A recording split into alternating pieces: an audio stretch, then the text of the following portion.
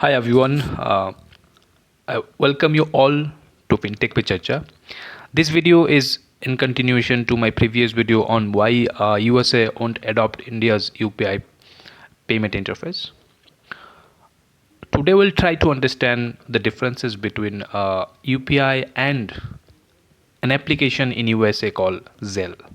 These days a lot of people are talking about they basically say that USA also has a similar interface or application like UPI, but in reality Zelle is nowhere close to what UPI can do or it does. Some Indians can't digest the fact that Indian technology can be best in the world at times, like the UPI. At the very first place, you should understand that UPI is a payment interface. It's not just an application. It's an interface where all the banks and non-banking financial institutions, with the help of banks, can come and play. But in case of Zelle, it's just an application. It's not an interface at all. And in Zelle, it's just like a wallet-to-wallet transfer, like we used to have Paytm wallet transfer, and it can also do bank-to-bank transfer, but very limited transfers. So that's it.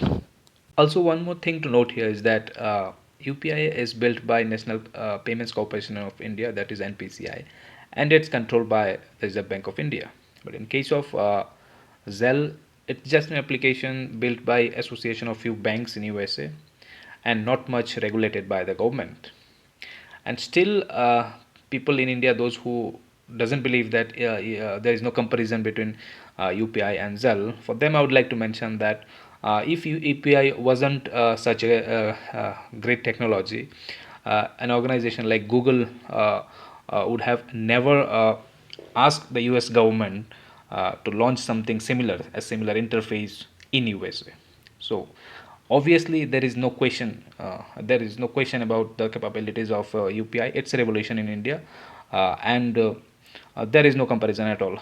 Now let's jump into understanding the differences between UPI and the Zelle. The first difference is that UPI is open for banks as well as non-banking financial institutions. Any third-party applications can partner with a bank called PSP, that is Payment Service Provider, and they can onboard onto the platform. But in case of Zelle, it's not the same. There, it's only the registered banks who are there on the platform. Any third-party applications cannot just come in and onboard on the platform. So that's the first difference. So if you have a customer facing business where you have to maintain customer payments and everything, but you're not a bank, you don't maintain the accounts of the customers, you cannot just simply onboard onto that platform of Zelle and utilize the benefits. The second difference on the list is weekly transaction limit. In case of UPI, in a single day you can do 10 transactions. In a single transaction you can send 1 lakh rupees, and there is no limitations on the intake, and the maximum amount you can send in one single day is 1 lakh rupees.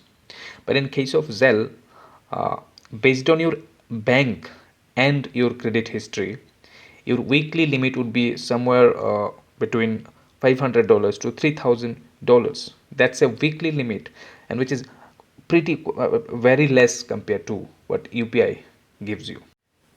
The third difference that we have on a list is that it's the limitation on merchant sending you notifications for transaction. Suppose you buy something from an online store, or you subscribe Amazon Prime online. So you want to pay the money through your Google Pay or through your UPI. So in that case, Amazon will simply send you a notification in your UPI application, that is Google Pay, Phone Pay, or whatever application you use, and you will just accept that notification in your application, and the payment will automatically happen. So in case of UPI, there is no limitation on merchants sending these kind of notifications. Merchant can send n number of notification to a single buyer or a user. But in case of Zelle, there is limitation on this on the merchants sending notifications to the buyer. So a merchant can send a set number of notifications to a single buyer. So that's a big issue for the merchants here. The fourth thing on our list is interoperability of UPI. UPI is not only used for transactions, it is used also for a lot of other things. Like you can pay your EMIs and loans using UPI. One click payment at POS terminals at retail stores. Like you go to a DMart or a Big Bazaar or a Reliance store, and you want to pay through your UPI application. It may be Google Pay, Phone Pay, or whatever. So in that case, that POS machine has a QR code. You can just scan that QR code and pay instantly. So these are a few of the things. And also in Zelle, a lot of banks are there. So no other organizations apart from these banks can can avail this platform, can use this platform. But in case of UPI, you see, anyone can come and build applications like Paytm, Google Pay, Phone Pay, and they can onboard themselves onto UPI platform, partnering with a bank as a PSP, payment service provider, basically. So if you notice here, small players in Zelle are completely kicked out. Apart from this usage of your UPI application, you can also use it when you're applying for IPOs. You can make investment mandates. Basically, your money will be deducted only if the other party accepts it. So it's a future promised payment kind of a thing where you can use your UPI application. The last difference on the list is that in case of Zelle, smaller merchants with less than $25,000 transactions need to give charges from their Zelle account to the banks. So that's why preferring Zelle for smaller businesses becomes very, very difficult. But in case of UPI, there is no charges for the merchants or whoever. There is no charges for transactions at all. It's free. So thank you very much for listening. I hope you understood the difference between India's UPI and US's Zelle.